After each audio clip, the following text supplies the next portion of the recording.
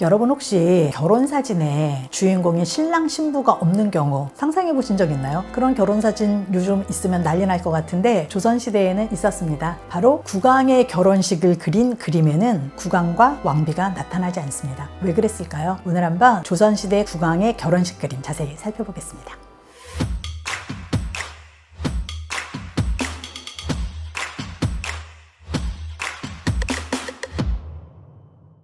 조선시대의 국왕 결혼식은 어떻게 치러졌을까요? 그리고 그 결혼식 장면이 그림으로도 남아있거든요. 그 과정을 다 글로도 쓰고 그림으로도 남겼는데 굉장히 재미있는 장면이죠. 그런데 언뜻 생각해보면 국왕의 결혼식이 그림으로 남아있다는 게 사실 이건 정상적인 상황은 아니어야 돼요. 왜냐하면 조선은 주로 왕자들이 10대 초반에 심지어 10살 이전인 경우도 있었고요. 그렇게 어린 나이에 결혼을 하거든요. 다시 말하면 그 왕의 결혼식은 자기가 세자 시절이었거나 세손 시절에 결혼식으로 남아야지 정상인 거잖아요. 그런데 국왕의 결혼식에 남아있다? 이건 좀 어색한 일이죠. 어린 나이에 결혼식을 치른 왕이 있었다면 그 정도 어린 나이에 등극을 한 건데 실제로 조선 초의 단종이라든가 조선 후기에 가면 뭐 순주, 그다음에 철종, 고종 이런 사람들이 국왕으로 즉위한 다음에 결혼식을 했습니다. 이분들 공통점이 어떤가요? 실제로 국왕으로서의 정치력을 발휘할 수 없었죠. 국왕이 결혼을 한다는 것 자체가 정상적인 상황은 아니다. 이렇게 볼 수 있겠고, 두 번째는 그런 것도 생각할 수 있어요. 국왕이 초혼이 아니라 재혼인 경우,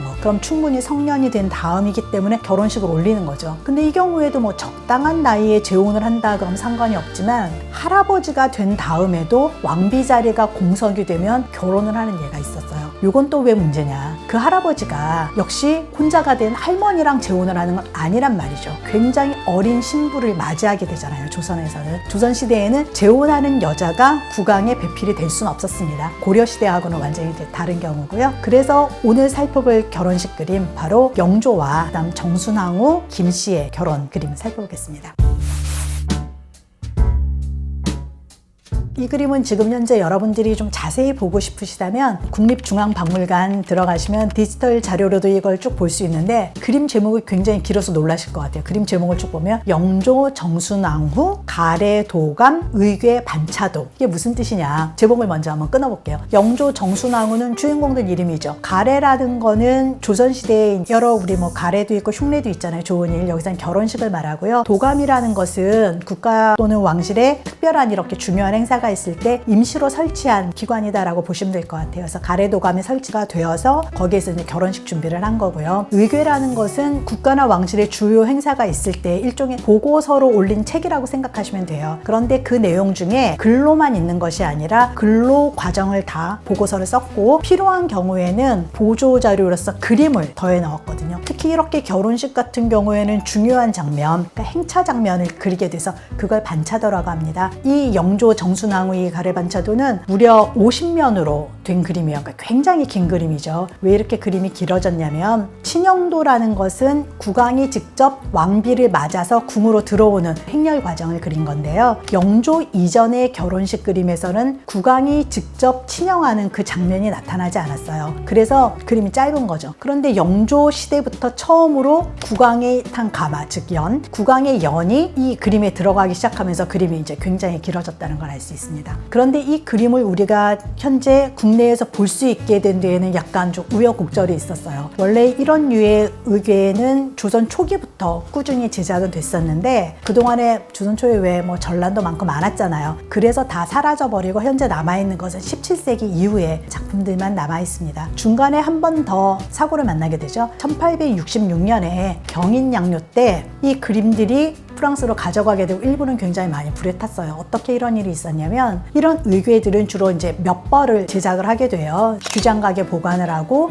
강화도에 있는 외규장각에도 보관하고 몇 벌을 나누어서 보관하게 되는데, 프랑스군하고 격전지였던 강화도, 그곳에서 바로 프랑스군이 외규장각에 있는 수많은 보물들을 약탈을 해가게 됩니다. 나머지는 불에 타버렸고요. 그렇게 프랑스에 있다가 2011년에 겨우 국내로 돌아와서 우여곡절 끝에 이제 돌아온 그림이 되겠고요. 이 그림을 쭉 보시면 총 50면, 굉장히 길다 그랬잖아요. 쭉 이렇게 넘겨보다 보면 주변에 보시는 군사들, 굉장히 많은 빽빽한 장면이 바로 국왕의 가마가 있는 장면, 그 다음 조금 더 뒤에 이제 왕비 가마가 있는 장면에서 사람들이 굉장히 많이 등장하죠. 이 두 장면이 바로 이 전체 행렬의 포인트일 텐데, 이 장면을 가만히 보시면 국왕의 연 가마는 사방이 활짝 열려 있어요. 그런데 그 안에 인물이 보이지 않는 거죠. 국왕이 탔다고 하는 가마라는 표시만 있고 인물이 없고, 심지어 왕비 가마는 사방이 또 다 막혀 있죠. 그러니까 왕비를 볼 수 없고, 왜 주인공이 신랑 신부의 모습이 그림에는 나오지 않는 것일까요? 예전에는 왕의 모습은 함부로 그릴 수가 없었습니다. 그래서 어진 이외에는 그 어떤 그림에도 왕이 행사에 참여했을 때 왕의 옥좌만 이렇게 빨갛게 그린다든가, 왕이 탄 연, 아니면 왕이 타는 말, 이런 것으로만 나타내었지 실제의 모습은 볼 수 없었다. 그래서 주인공이지만 신랑 신부의 얼굴을 볼 수 없는 굉장히 특이한 그림이 되었죠.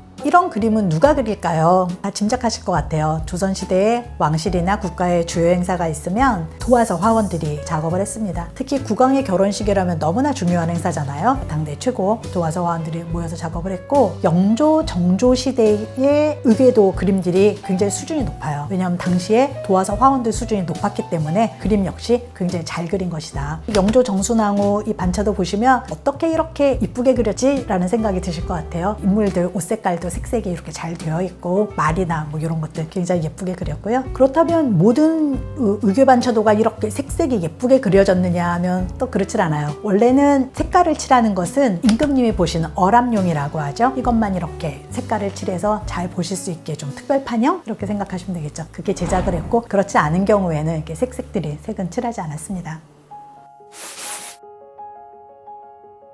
정순왕후 입장을 조금 더 한번 덧붙여서 얘기를 해볼까 해요. 영조는 66세에 정순왕후를 신부로 맞았는데, 신부로 간택된 정순왕후 김씨의 나이는 15살이었다고 합니다. 영조는 정순왕후의 할아버지보다도 나이가 많았어요. 왜 이런 일이 있었을까요? 당시에는 조선에서는 국모 자리는 비워둘 수 없다라고 해서 이렇게 간택을 한 것인데, 그래도 너무 어리잖아요. 현대인의 눈으로 보면 좀 기괴하다 싶을 정도의 그런 거였고, 그러나 당시에는 왕비 간택이라는 것이 국왕이 결혼할 때 뭐 사랑을 바탕으로 결혼한다 이런 거는 당연히 전혀 아니었을 때고, 정치적인 입장을 많이 고려했을 것입니다. 특히 영조 시대는 탕평정치, 탕평책 많이 펼쳤잖아요. 그래서 여러 집안들의 정치적인 세력의 균형 이런 걸 생각해 봤을 텐데, 정순왕후 집안인 경주 김씨는 그렇게 권력이 막 있는 집은 아니었어요. 실제로 정순왕후가 간택되던 그 당시에 그 부친인 김항구가 아직 벼슬자리에 오르기 전이었고요. 이런 상태였기 때문에 영조는 균형을 위해서 이 집안을 선택했을 것 같긴 합니다. 물론 기록에 의하면 정순왕후의 굉장히 총명한 측면이 이렇게 간택의 배경이 되었다고 해요. 널리 알려진 이야기긴 하지만 몇 가지 있잖아요. 간택에 참여한 그 교수들이 방석에 앉아라 라고 했는데, 정순왕후만 방석에 앉지 않고 옆에 앉았다, 내려앉았다 해서 왜 안 앉았냐 했더니, 방석에 자기 부친의 이름이 써있기 때문에 뭐 그 위엔 앉을 수 없다라고 해서 눈에 들었다든가, 그 다음에 세상에서 가장 뭐 귀한 꽃, 아름다운 꽃이 무엇이냐라고 물었을 때, 다른 사람들은 뭐 매화가 아름다워요, 모란이 아름다워요 그러는데, 정순왕후만 목화가 가장 아름답다. 이유는 목화 솜으로 따뜻하게 우리 백성들의 옷을 지어 입힐 수 있기 때문이다라고 대답했다든가, 이런 여러 가지 일화를 통해서 정순왕후의 좀 남다른 측면을 좀 강조하기도 했습니다. 실제로 그렇다면 정순왕후는 어떤 인물이었을까? 이것도 굉장히 궁금한데요. 우리가 정순왕후를 좀 친숙하게 알게 된 것은 수많은 드라마, 영화에서 나왔기 때문일 것 같아요. 특히 영조, 정조 시대 드라마들 굉장히 많이 제작됐잖아요. 그런데 이런 미디어에서 다뤄지는 정순왕후의 모습은 정조를 괴롭히는, 정조의 적대 세력 이런 식으로 많이 나와서 악녀의 이미지 이렇게 좀 많이 전해지는 것 같아요. 실제로 정순왕후는 역사적인 평가도 너무 정치적으로 좀 개혁 정치를 막아선 그런 인물이다라고 평가를 받기도 하고, 그러나 최근에는 또 꼭 그렇지만은 않다. 그녀의 어떤 정치적인 그런 능력들을 재평가해야 된다, 이런 좀 움직임이 있죠. 저는 어떤 인물이었을까 이전에 이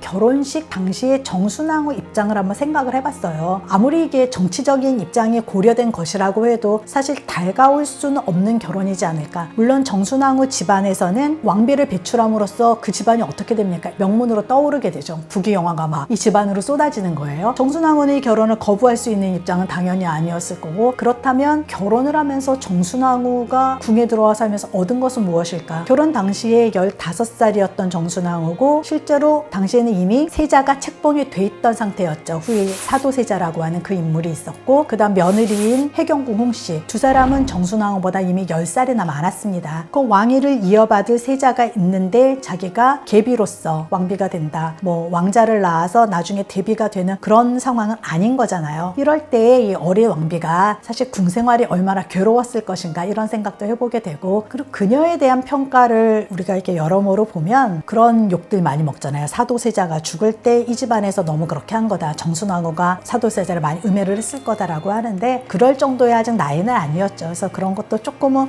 과한 평가인 것 같고, 정조 사후에 정순왕후가 정조의 모든 개혁을 무너뜨린 것처럼 이해가 되지만, 실제로 정조 등극 과정에 있어서도 정순왕후 측에 조력이 없었다면 정조가 그렇게 무난히 왕위에 오르긴 어려웠을 것 같아요. 그래서 그 이후에도 좀 협력해서 통치하는 모습을 보여주기도 했고요. 정순왕후 권력에서 아마 정점을 찍은 것은 정조 사후에 순조가 어린 나이에 임금자리에 오른 뒤에 수렴청정을 하는 대왕 대비의 모습을 보여주는 거죠. 왕실 여성에게 수렴청정은 왕의 권위랑 같아지는 거잖아요. 뭐 몇 명 그런 게 없었는데, 이때 정순왕후가 자기의 긴 궁궐 생활에 대한 보상이라고 할까요? 그런 보상을 받는 것처럼 정치력을 좀 보이기도 했습니다. 드라마 속에서 본 정순왕후 중에 이런 면들은 좀 비슷하지 않았을까? 제가 생각했던 이미지랑 좀 비슷했던 건 옷소매 붉은 끝동 보면서 그런 생각했어요. 저희 1월 오봉도 편 다루면서도 좀 나왔었는데, 그 드라마에서 정순왕후는 이미 왕비로서 꽤 입지를 다진 상태였고 사도세자 사후였고요. 그래서 세손인 후일의 정조가 되는 주인공이 여러 가지 사건을 만들어가는데, 그 부분에서 보면 세손이 어려움에 처할 때마다 정순왕후에게 도움을 좀 청하는 그런 대목들이 나오더라고요. 물론 정순왕후가 거저 도와주진 않죠. 정치적으로 서로 약간 밀당? 거래를 좀 하는 거예요. 그런 장면들이 연출이 되어서 이건 좀 역사적인 기록하고도 좀 부합하지 않을까. 세손 입장에서도 자기가 어떻게 해야 정순왕후랑 잘 손을 잡을 수 있고, 그래야만 자기의 앞으로의 입지가 단단해진다는 걸 알 수 있었을 것 같고요. 정순왕후 입장에서는 자기 아들은 이미 없는 거잖아요. 그렇다면 세손이 왕이 되는 건 기정사실인데, 어떻게 하면 세손과의 연합 관계를 통해서 자신도 권력을 계속 유지하고 자신의 집안도 살리고 끌어나갈 수 있었을까? 이런 모습을 잘 보여준 것 같아서 저는 옷소매 붉은 끝동에 드러나는 정순왕후의 모습이 굉장히 잘 그려졌다는 생각을 했습니다. 오늘 이렇게 조선 국왕의 결혼식 그림 한 점과 그 다음에 그날의 그 주인공이었던 신부 정순왕후의 삶에 대해서 짧게 한번 같이 살펴봤습니다. 조선에서 이렇게 의궤를 오래도록 제작한 것은 그날의 기록인 동시에 다음에 똑같은 행사가 있을 때 매뉴얼로 활용하기 위해서였다고 하는데요. 역시 기록에 목숨을 걸었던 조선의 한 면모를 볼 수 있겠고, 어떠셨어요? 이런 결혼식 그림처럼 화려하고 아름다운 결혼식 그림의 주인공이 된다면 정말 좋을 것인가? 그러나 사방이 닫힌 가마 속에 앉아서 그 어린 소녀는 무슨 생각을 했을 것인가? 여러 가지 그 생각을 함께 들게 하는 그림입니다. 조선은 이처럼 수많은 기록화를 남긴 나라잖아요. 혹시 여러분들 더 보고 싶은 그림이나 듣고 싶은 이야기 있으시다면 댓글로 이런 그림 다뤄주세요 하고 남겨주시면 좋을 것 같습니다. 오늘 영상 흥미롭게 보셨다면 좋아요, 구독, 알림 설정 부탁드립니다. 감사합니다.